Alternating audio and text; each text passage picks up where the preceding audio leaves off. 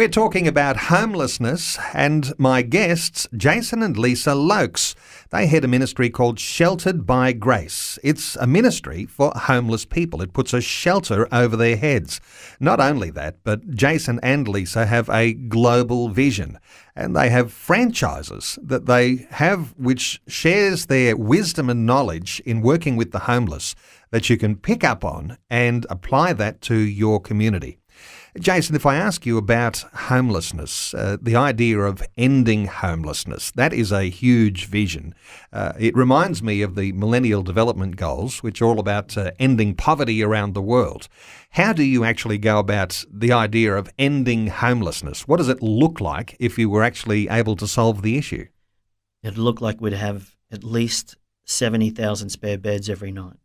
So if there was any emergency around Australia or around any different country in the world, there'd always be spare beds. So whether it's a tsunami, whatever it is, there's always beds there to put someone's head on the pillow where they feel safe and secure. So there's no anxiety or depression can sink in because they have a safe place to stay and live for the night. So your vision really comes down to having more beds available for homeless people than there are actually homeless people looking for a bed. Absolutely. Let me talk about the things that have to change in the nation for that sort of vision to come to pass. What are we talking about? Changing laws, changing the attitudes of people who are in leadership, calling the shots, making decisions, making laws, our political leaders. What has to change to be able to actually facilitate this sort of end to homelessness? To start with, town planning laws have to change because at the moment the only place you're allowed to put shelters in most town planning laws in Queensland and that we've seen in New South Wales is in high density areas. And then you come across NIMBYism and then you can spend 8 to 22 years trying to get the shelter over the line for approval. So what we want to do is actually change the laws, allow us to do farm stays, get these men and women out of harm's way from the pubs, from their dealers, from their families, from whatever it is that's causing these issues and help them get healed. Then we can actually slowly introduce them back to society once we've trained them up and skilled them up on how to deal with those issues. No one could pretend this would be easy, No. But when you have some consolidated wisdom that you can put into a package and let people know what they should expect, then when they address those issues of homelessness in their community, they're not starting from scratch and playing around with all of the details and becoming very depressed with the huge nature of the problem. They're actually starting ahead of the game. So they'll have a lot of information and knowledge and wisdom and they can call on by us, but giving them skills and teaching them. We also plan on actually giving people hands-on skills in our existing shelter. So they get to do night shifts, they get to do day shifts, they get to see what really goes on in this place. Lisa, let me ask you about some of the hard stories that you might have seen over the years. And when you mentioned domestic violence, the idea of women who are either forced to leave or of their own volition and for their own safety, they get out of a domestic violence situation. They seek somewhere to go.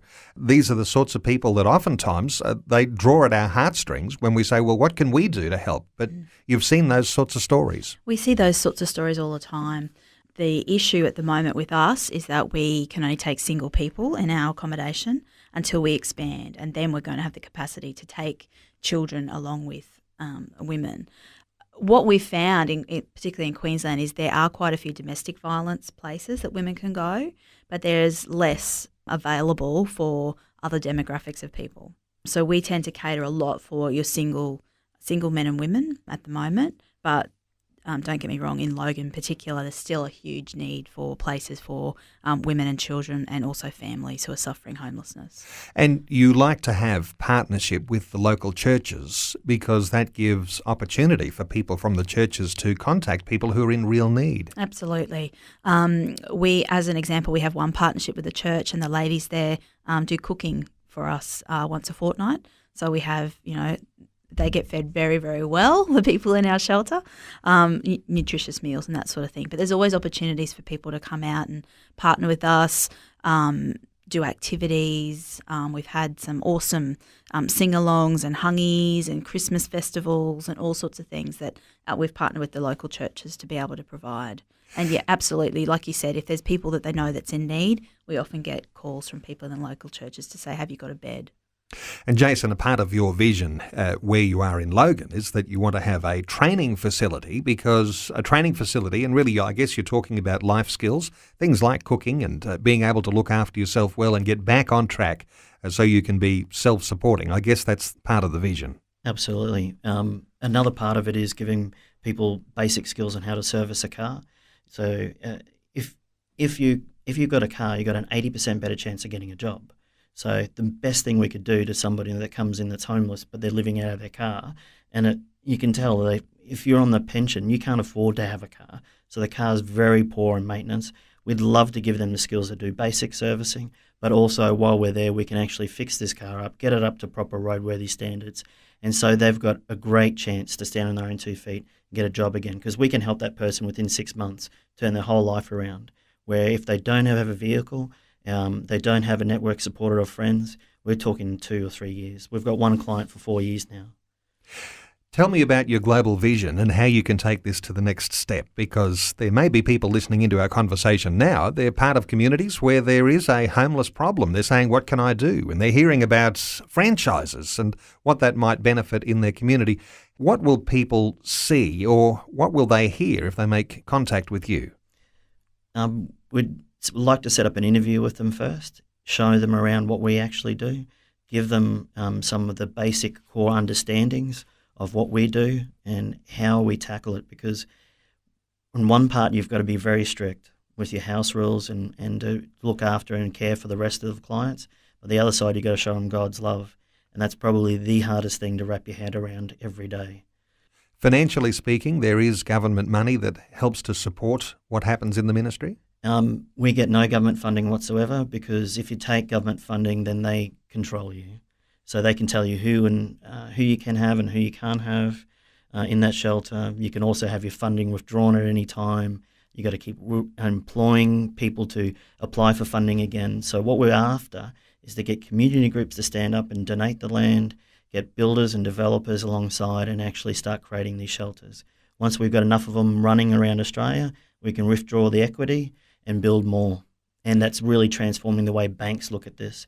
Because banks look at our figures and go, this is easy, this makes sense, but they don't want to commit because they never want to be seen for foreclosing on a homeless shelter. Okay, well, it certainly is a grand vision to say you want to do something about the global solution to homelessness, and franchising seems to be an interesting way forward, and I know that there'll be people listening to our conversation who might like to make contact. I'll give the website. The website for Sheltered by Grace is sbg.org.au. That's sbg.org.au.